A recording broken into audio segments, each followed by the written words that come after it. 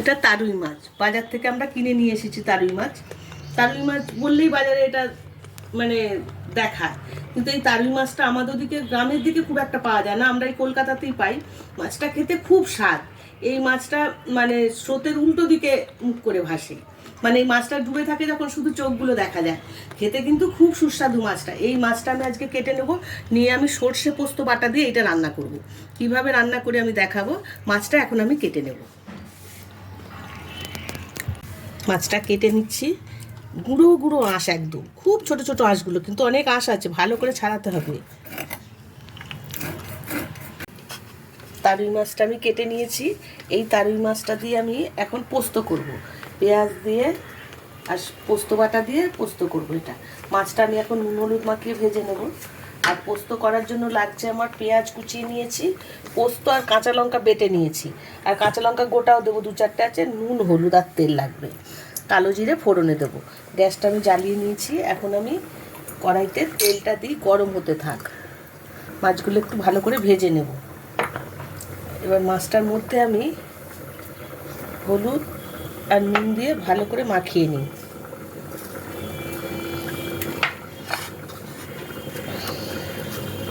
তেলটা গরম হয়ে গেছে, এখন আমি মাছগুলো ভেজে নিই।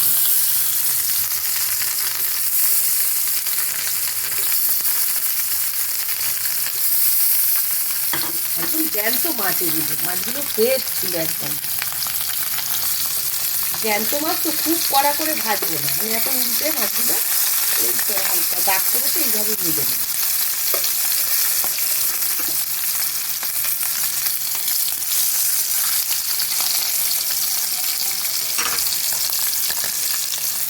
মাছগুলো ভাজা হয়ে গেছে, এখন আমি একটা একটা করে তুলে নেবো মাছগুলো। মাছগুলো সব তুলে নিয়েছি ভেজে। এই তেলের মধ্যে আমি একটু কালো জিরে দিয়ে দিলাম, দিয়ে এবার দেবো ওই পেঁয়াজ কুচানোগুলো। পেঁয়াজ কুচানো একটু বেশিই দিয়েছি, পেঁয়াজ কুচানো বেশি দিলে বেশ ভালো লাগে পোস্ততে। পেঁয়াজটা একটু লাল লাল করে আমি ভেজে নেব।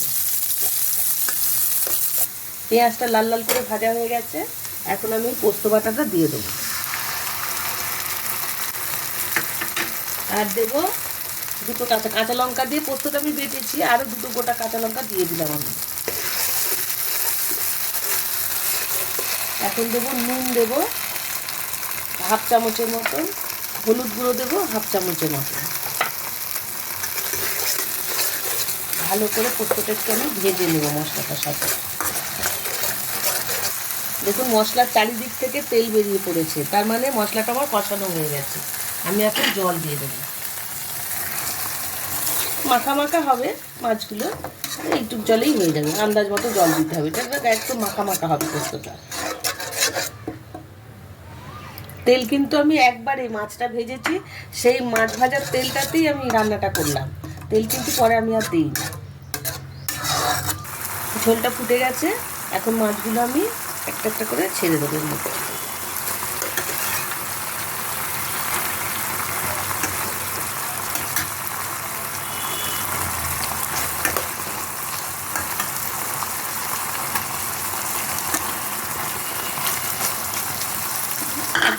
হোক, আমি নামিয়ে নেব।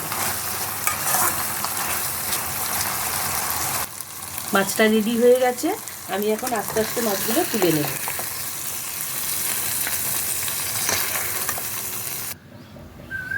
রেডি হয়ে গেছে তারুই মাছের পোস্ত।